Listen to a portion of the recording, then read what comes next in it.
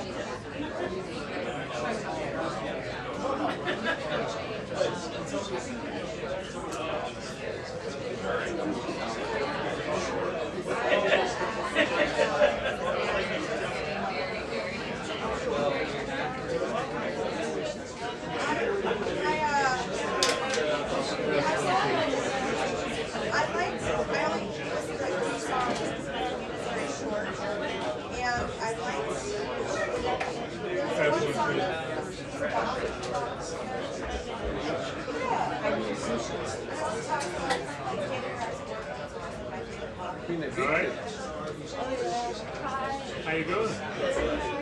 Alright. Oh, yeah. Right, no, absolutely, yeah. So Charlie XCX, apparently is that right? I've done that for you. I didn't know you wouldn't care. And so I always thought that Charlie XCX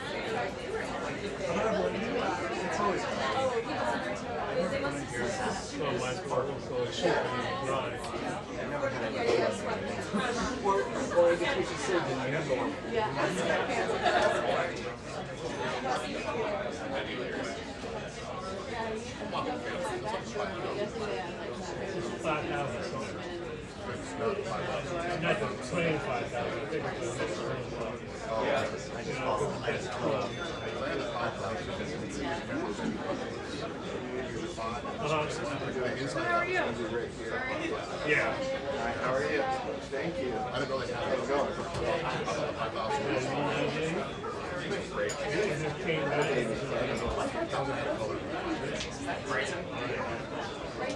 Well, it ended up with one because Well, maybe it started out with Yeah.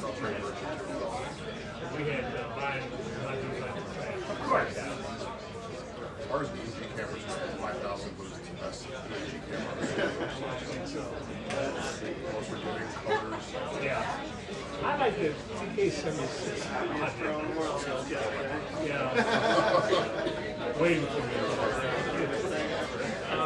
Very young. Very, very, very.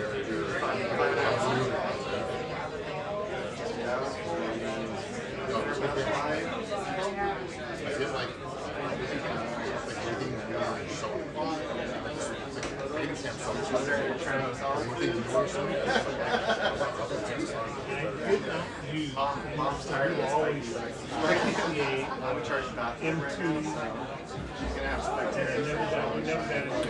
not DC. What do you think of RCA? Huh? What do you think of RCA? I love it. Great program. I don't hear about that. And then wasn't ergonomically, yeah, it was flat bottom. Then they came out late, which is better. But by that time, they had it was yeah. No, because we had so long. But it, by that time, nobody was using it. They didn't keep up. Yeah, like $9. Yeah, I got one. I got one. Yeah, I got one, and I'm like, I'm not even gonna go back to Costco. Yeah.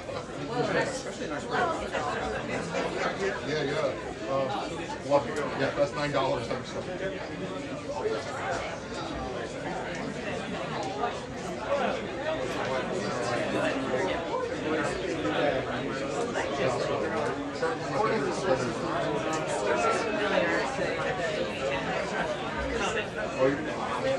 Pants too, yeah, pants.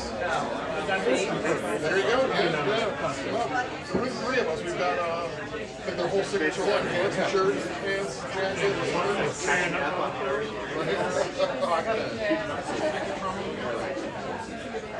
In the mornings, I swear Pants are only like $15. Yeah. I think if you know you're going to destroy them, Yeah. they're going to get smart. So you destroy it.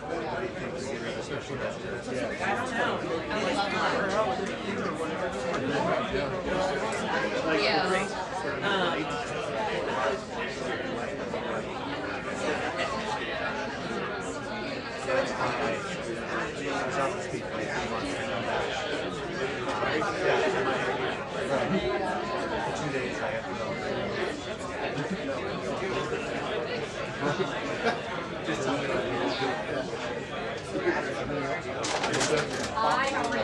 Nice to see you. Kelly. You're good. The mustache stuff.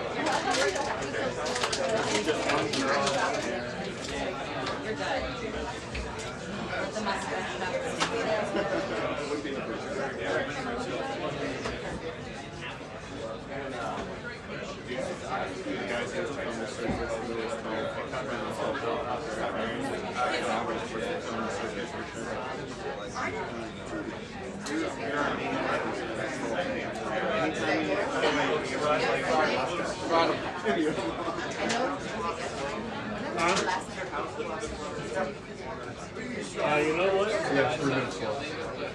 It's been slow. Yeah. Hey, you know what? I think she uses it, or they use it. Keep track. It was put up years ago. Keep track. Shit all the way over. What are you going to do with that? Yeah.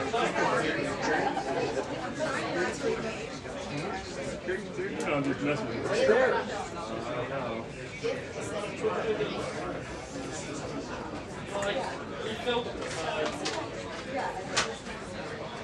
Try to share it.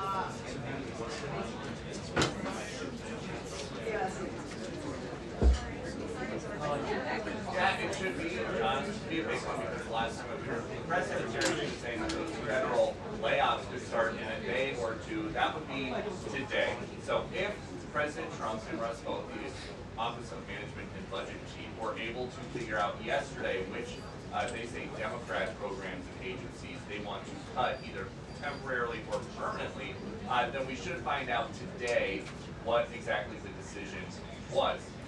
This is also going to be the first briefing since Secretary of War Hegseth posted this another spectacular explosion in the Caribbean. He says that a group of narco-terrorists was taken out today on orders from the president. Yesterday, of course, they sent a memo here at the White House to lawmakers in Congress declaring war on those cartels. The question the lawmakers have is what, basically why those cartel members are just getting blown out of the ocean without due process. So there's a lot for them to address, and we think this is going to start here anyway.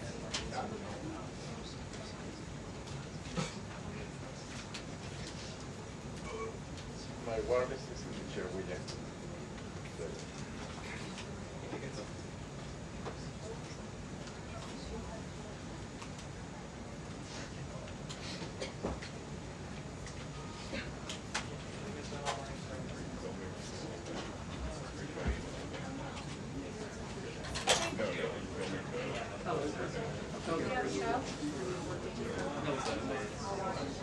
Sundays, 11.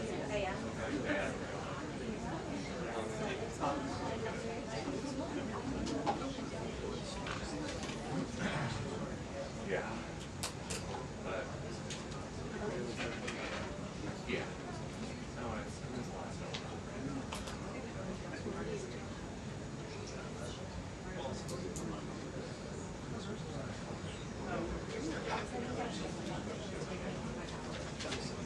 Yeah, great. What do you do?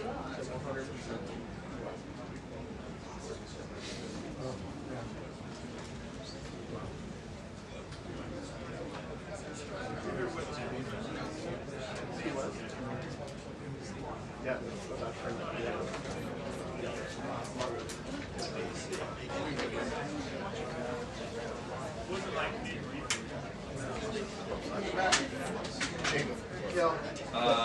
You guys can move that main stove that's in your way, because I'm not going to be there. It's good right now. So good.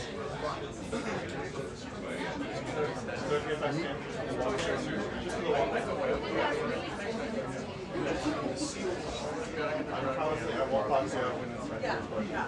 I haven't been able to do that yet.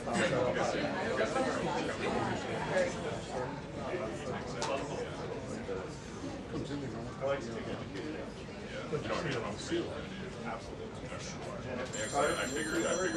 No, I know.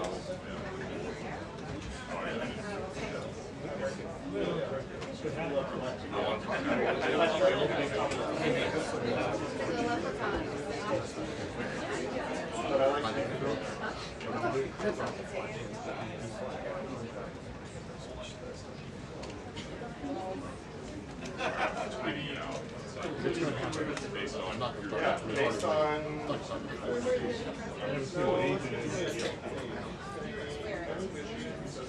Anybody outside? that's me. Somebody at the door. Somebody at the door, somebody here. You'll know when the class goes.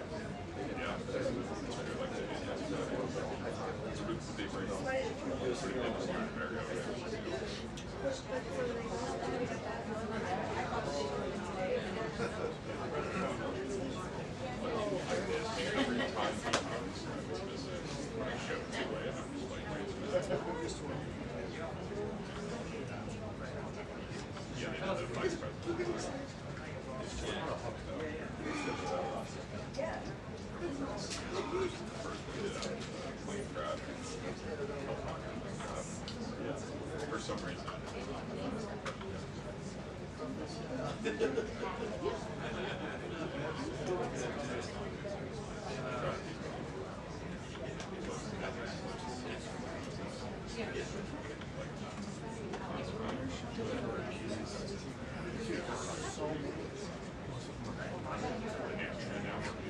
there's about 20 cars pulling up on the road.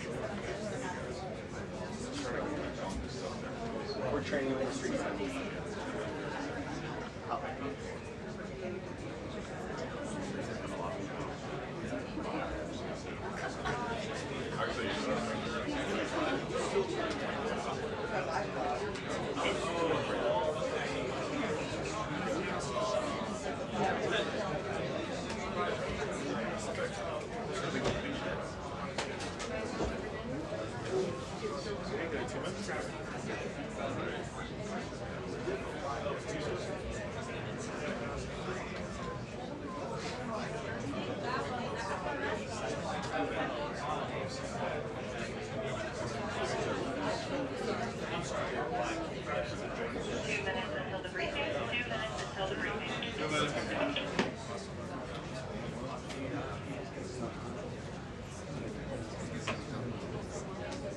They'd have to change this. Yeah.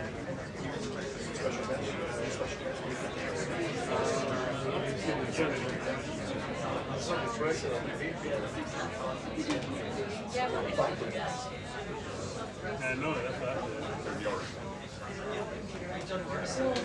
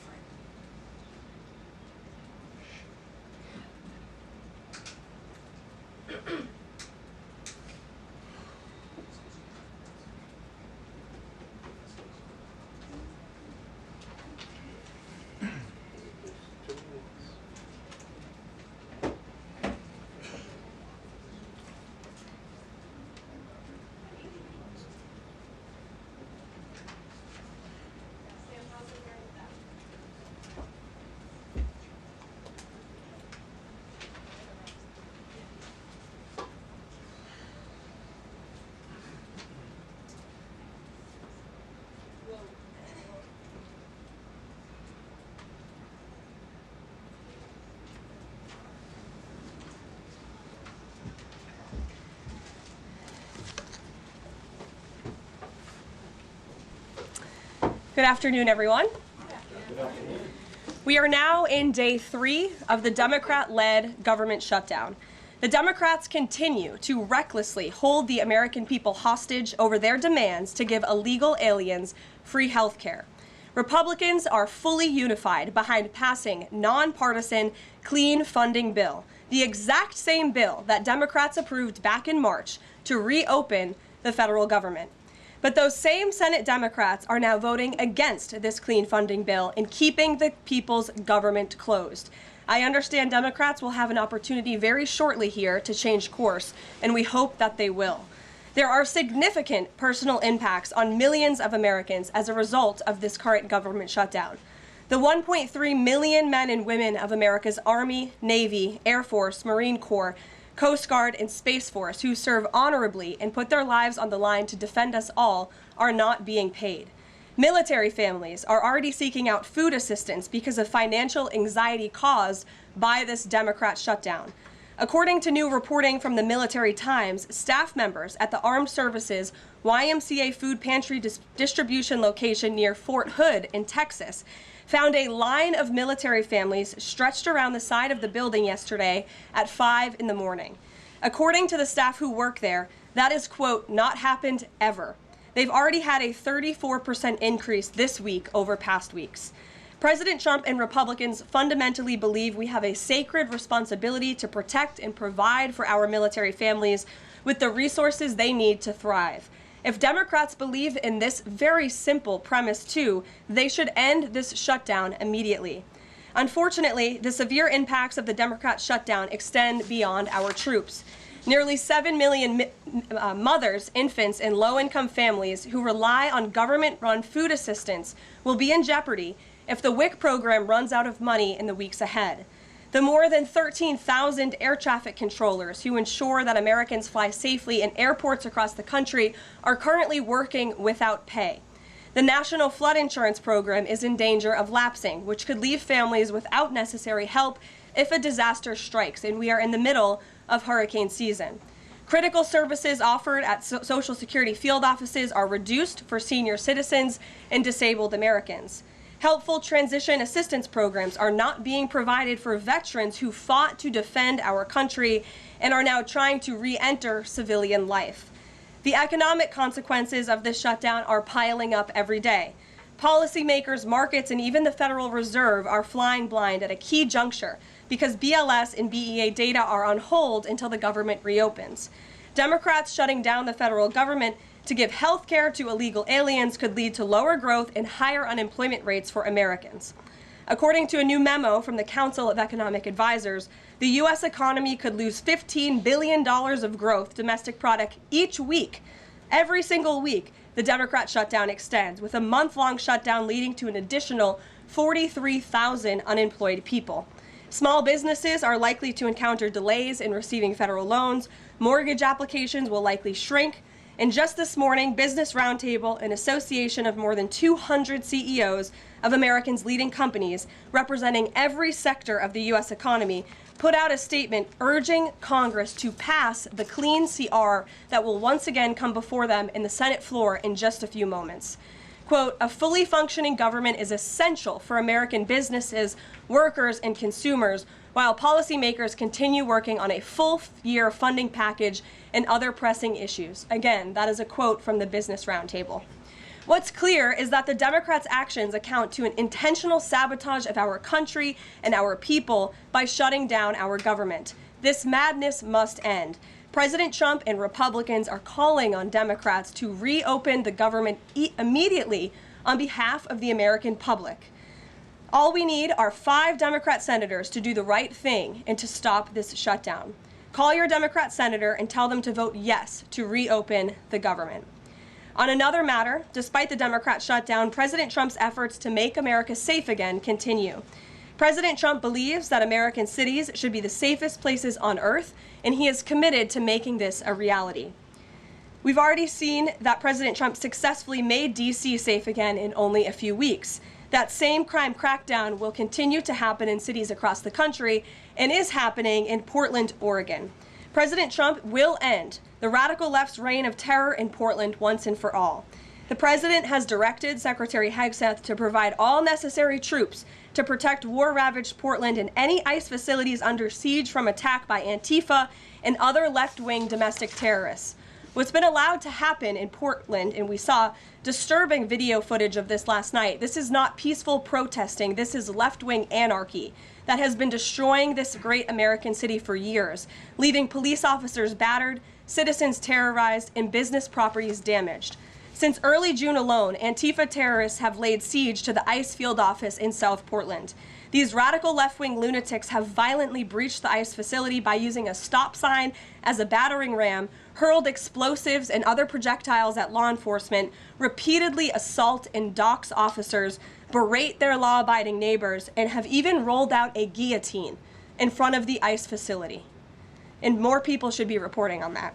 President Trump has sent federal law enforcement to protect federal assets and arrest those fueling this violence.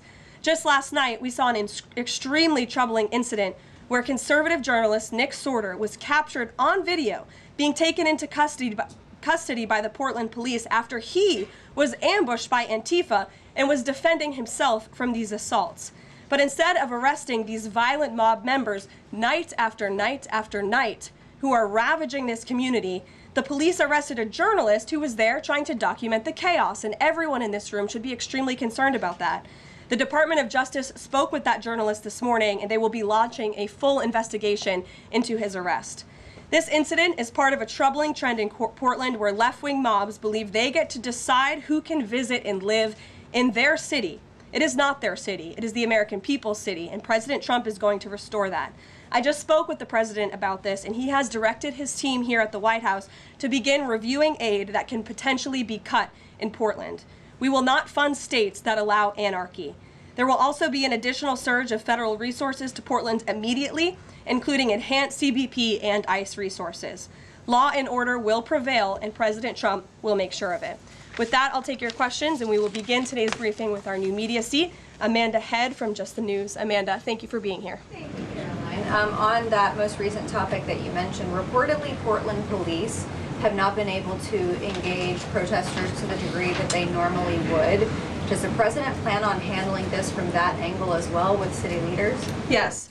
From our understanding, the law enforcement that we have here in the Homeland Security Task Force, I spoke with them this morning, and what they're seeing is that unfortunately, local police has been restricted from responding or cooperating at all with federal authorities, which is completely absurd. We have surged federal law enforcement personnel to this city to restore law and order and to work alongside local law enforcement. And we've seen the benefits of this in Washington, D.C. And all of you live here, so you can agree Washington, D.C. is and feels much safer because of the cooperation between federal and local law enforcement. They can and must be working together, and we think it's despicable that these local elected officials who swear an oath to protect their people are preventing law enforcement from doing their jobs on the ground. So that's why the president has directed his team here at the White House, and they are already on it to look into how we can cut funds.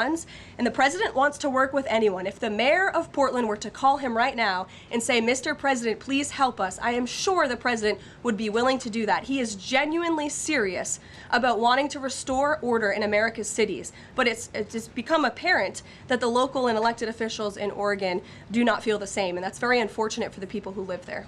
And then one more question on the government shutdown.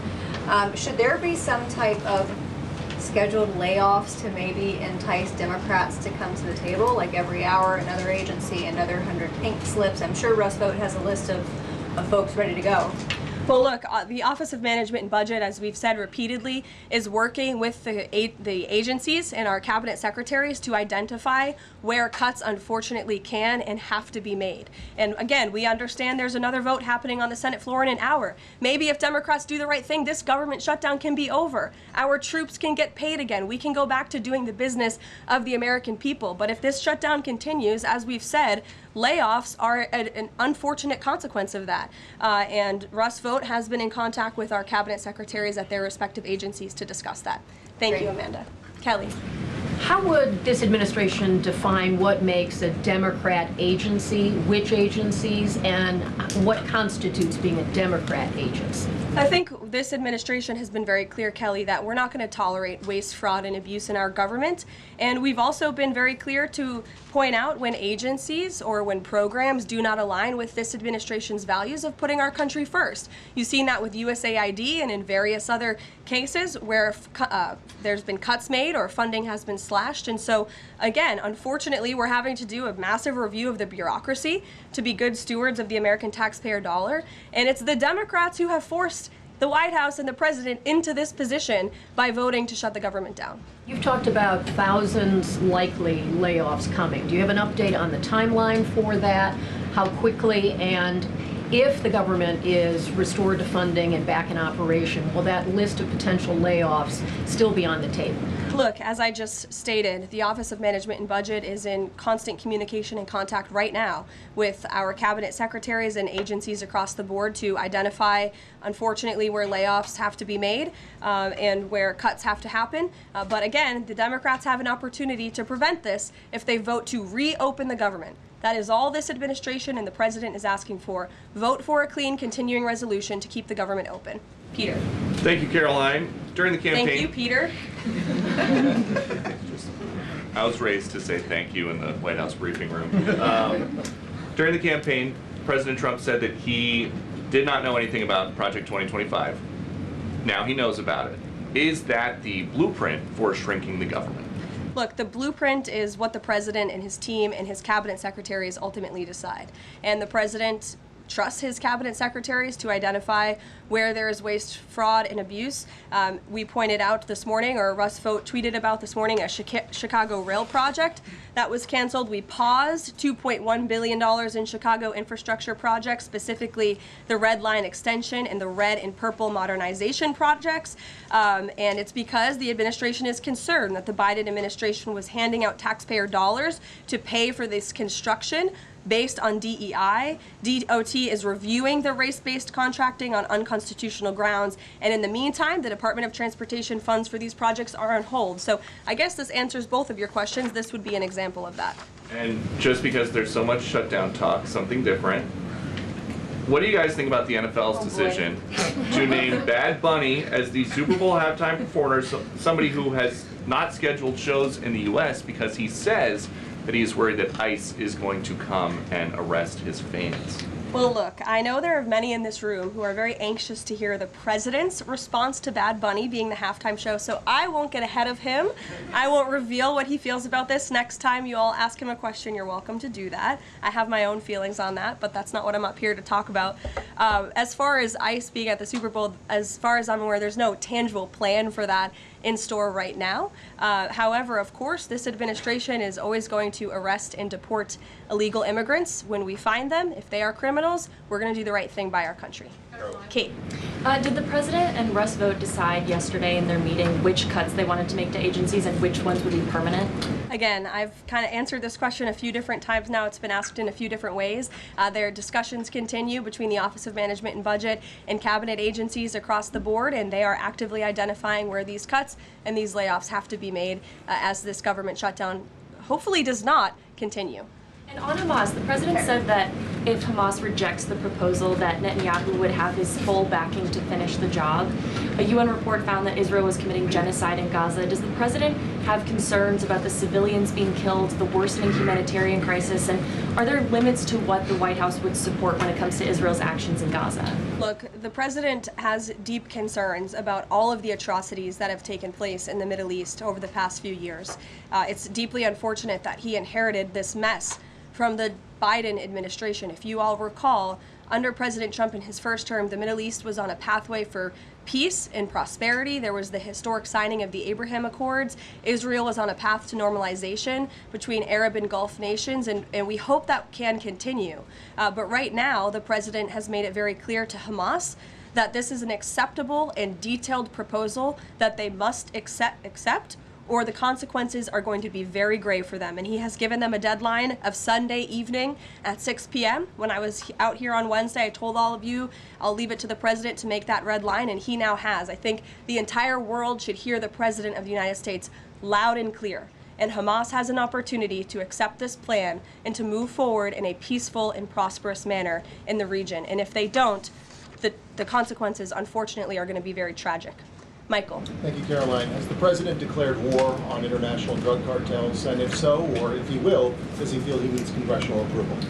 As the White House has said many times, the president has directed these actions, these strikes against Venezuelan drug cartels and these boats, consistent with his responsibility to protect the United States interests abroad and in furtherance of the U.S. national security and foreign policy interests. This is pursuant to his constitutional authority as commander-in-chief and the chief executive to conduct foreign relations. In each of these cases, Michael, the vessels have been assessed by the U.S. intelligence community to be affiliated with designated terrorist organizations engaged at the time in trafficking illicit drugs to our country. The president has been very clear, dating back to the campaign trail, that he is always going to do what's in the best interest of the American homeland.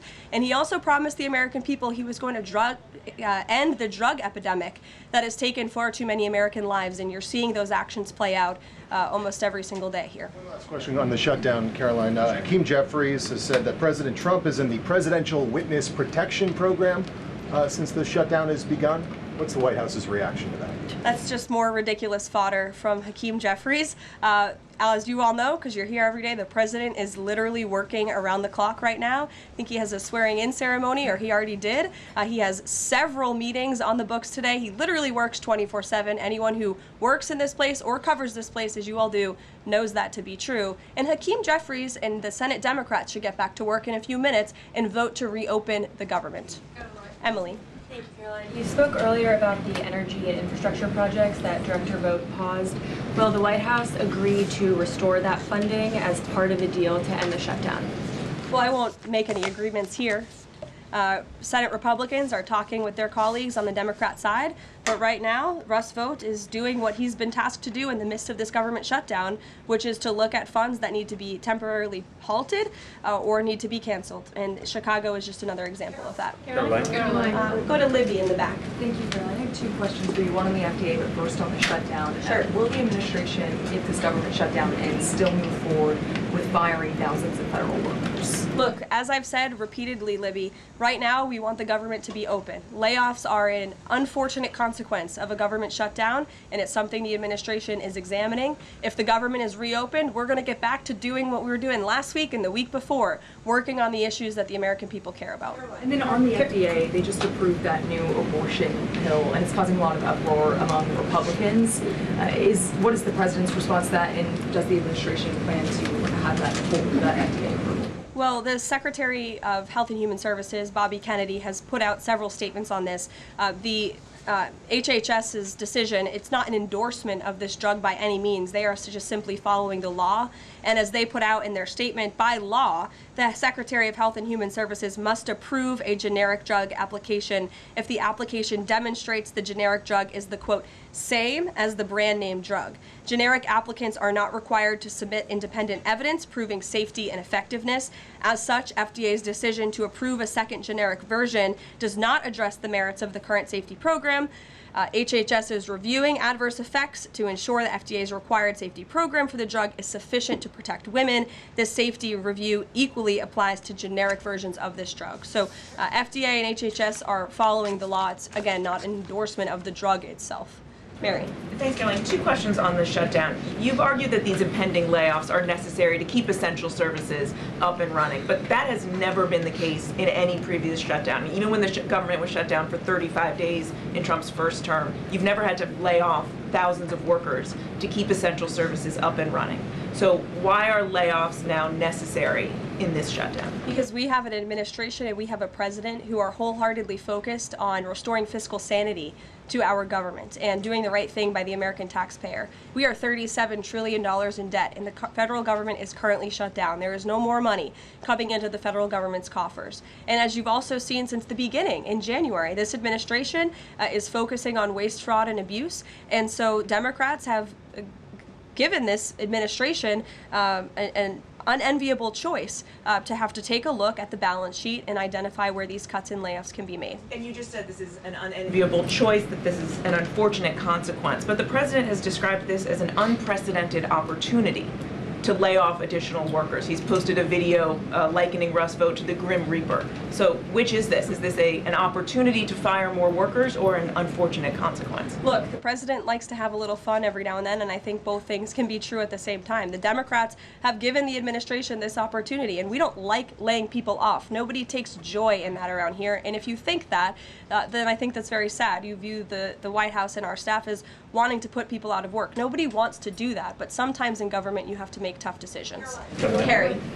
Going back to Portland, as far as the city council there is concerned, they appear to be very sympathetic towards the protesters over at the ICE facility. Is the White House considering invoking the Insurrection Act over in Portland? Is that something they are considering? Also, as far as the Portland City Council is concerned, are they looking at the members there who are appear to be helping out the protesters as far as suggesting to get burner phones, et cetera, et cetera? That's not something I've heard that's under consideration or discussion at this time. Karoline. Caroline, who's ever yelling in the back? Go ahead. Me. Sure. Thank you. Bianca Gracia here, and I have a question. This week, the Democrats have chosen illegals over hard-working Hispanic Americans during Hispanic Heritage Month, causing the White House to cancel the celebration with the president. Is the president open to letting the Hispanics, who overwhelmingly voted for him, have their own siesta fiesta in the White House lawn opposed to the fancy, we don't need fancy schmancy, right? You can give us the backyard and we'll fill it all in and have in our own fiesta. Is the president open to that? I had no idea she was going to ask that question. I just want to preface that. I've never met you. I just want to say that, but welcome to the briefing room. I love your energy.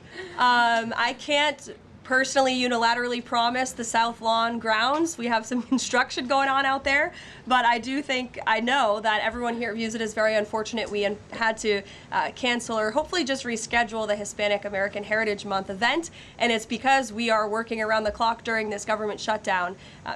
When the Democrats vote to reopen the government, that event will be back in the planning stages. You're welcome. Brian, go ahead. Very much. Welcome to the briefing room, by the way. I was with the Secretary of War and the Attorney General in Memphis just the other day as they were going to a command center. And I noticed a billboard along the highway that said, "Memphis welcomes the National Guard." Now, what is your message today to Democrat mayors watching us right now that suffer from TDS and they cannot get Trump out of the way to saving their city, Portland being one of them? They should do the right thing by their citizens, Brian. They should call the president, they should call the White House and say, we want to work with you. And in Memphis, we are seeing some cooperation. As you saw from that billboard, the people of Memphis are loving this, and they are very grateful for the federal government's efforts. And federal law enforcement is there. We're working alongside local law enforcement. We'd like to see it ramped up a little bit because we want to make progress, and we want to arrest as many bad criminals as we can. Since Monday, I do have some updated statistics from the Homeland Security Council this morning. Since Monday, 153 arrests have been made in Memphis, including 5 gang members. 48 illegal guns have been seized, and 5 missing children have already been recovered. Last night, 60 arrests were made and 21 illegal firearms were seized. Arrests from last night include a suspect wanted for rape of a child under 13, first-degree murder, breaking and entering, aggravated assault, illegal drug possession, and many more. So we continue to see good results coming in through Memphis, and the president is very excited about making Memphis safe again. In the blue. Thank you. At the top of the briefing, you made a statement about that the Democrats are interested in giving health care to illegal immigrants. Yes, they are. U.S. law already prohibits that. It's a 1996 law saying that they cannot give unauthorized immigrants any federally subsidized health care coverage through Medicaid, the Affordable Care Act, or the Children's Health Insurance Program. There seems to be a disconnect in the messaging. Are you denying that Medicaid money has never gone to illegal aliens in the United States of America? I'm asking you if you can explain the disconnect in the message. I most certainly can. The Democrats' proposal, their continuing resolution, let me just reiterate, the Republicans' continuing resolution was a clean continuing resolution. There was no partisan politics injected into it. There were no conservative wish lists injected to it. What the Republicans want, and still want to this very second, is a clean continuing resolution to fund the United States government. What did the Democrats want in their continuing resolution? They inserted a provision to undo a provision in the Working Families Tax Cut, the One Big Beautiful Bill, that ended taxpayer-funded health care illegal benefits for illegal aliens. Democrats' proposal would require Medicaid to pay more for emergency care provided to illegal aliens than Medicaid does for American patients who are disabled, elderly, or children. And this bill would have also allowed California to continue a gimmick that funds its Medicaid for Illegals program. Those are things that we ended, the Trump administration ended, with the passage and the signage of the One Big Beautiful Bill. And it is an undisputed fact, a fact that under the Biden administration, illegal aliens were absolutely receiving taxpayer-funded health care benefits. In fact, in fiscal year 2024, Medicaid costs for emergency services for illegal immigrants skyrocketed by 142% from the previous year to $9.1 billion. That's $9.1 billion taxpayer dollars that were going to emergency services for illegals. Between President Trump's last full fiscal year under his first administration and Joe Biden's last full fiscal year, Medicaid spending on emergency services for illegal immigrants nearly tripled. There was an increase of 196% between 2020 and 2024. And I have a chart here for you, and I'm more than happy to email it to you. I'd also like to add, because some were asking dishonest questions yesterday about emergency rooms. In Southern California, according to healthcare professionals in 2023, under the Biden administration, Southern California's, quote, entire healthcare system was being bombarded with illegal immigrants and forcing American patients to endure longer wait times. In Denver, Colorado, the CEO of Denver Health stated that 8,000 illegal immigrants made 20,000 visits to the city's health system in 2023, leaving an uncompensated bill totaling over $10 million. So when an illegal alien goes to the emergency room, who's paying for it? The American taxpayer. The Maine Safety Net Hospital in Denver had to turn away patients due to the massive influx of illegal immigrants into the community, and UC Health Hospitals in 2024 reported their system was under stress from an increasing number of migrants. As a result, according to the head of emergency departments and urgent cares across the hospital system, quote, access is impeded for everyone. These are healthcare professionals who dealt with this directly, and there's a lot more where that came from. It is an undisputed fact that Democrats want to give taxpayer-funded healthcare benefits to illegal immigrants, period. Ed. Yeah, thank you, Karoline. Is the president talking directly to Democratic senators to try and get their vote for a clean CR? The Senate Republicans are speaking directly with moderate Democrats. I understand those conversations have become very serious, and we hope positive in the right direction so that Democrats will do the right thing. I don't know if you saw overnight a refinery in California went up in flames. Is the president going to help the governor should gas prices spike, or could he help the governor? Look, I know the administration and the White House are aware of that situation that took place. I don't have any announcements for you, Ed, on that. Has the president seen the first draft of the commemorative coin that the Treasury is doing for the 250th anniversary? It has his face on it. Oh, I'm not sure if he's seen it, but I'm sure he'll love it.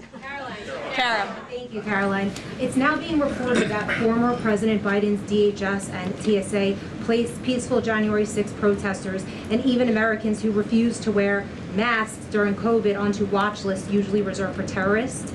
Most of these people were not charged with crimes. Does the White House have a comment on the prior administration violating the free speech and due process of these Americans? And where is the outrage from the left that claims to stand for due process and free speech? And after that, I have another question about protecting journalists from Antifa. Sure. Well, Kara, to your first point, please send me that report. That's certainly very concerning. I haven't seen it myself, but if indeed that was happening, it's something I'm sure the Department of Justice and the FBI would deem worthy of looking into. And journalists, as you mentioned earlier, are being increasingly attacked by leftist protesters. I was actually assaulted outside of President Trump's United Nations speech, and I think the White House is aware that a Portland journalist was almost blinded by an Antifa protester. This has been a problem that's gone on for years, and police often say that their hands are tied.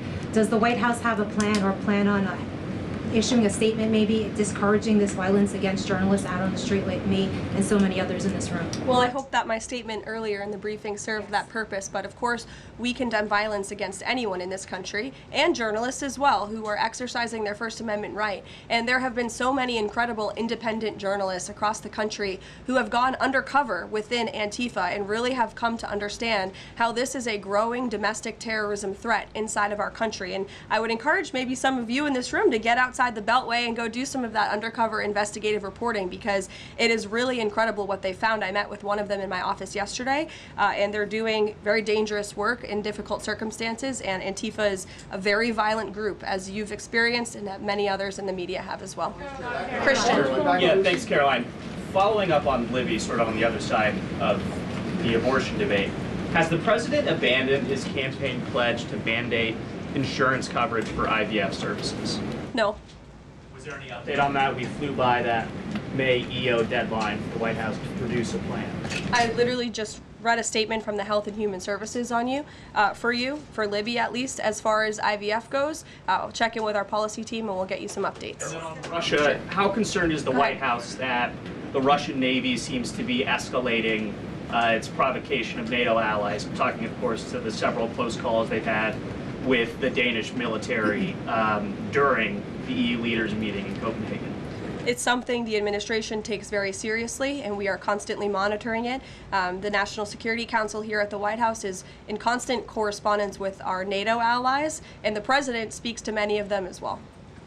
Yes. We've seen a spate of gun violence in this country, both mass shootings. We've seen this Michigan church that was attacked, children being shot in pews in Minnesota. We've also seen politically motivated assassinations of Minnesota lawmakers, Charlie Kirk.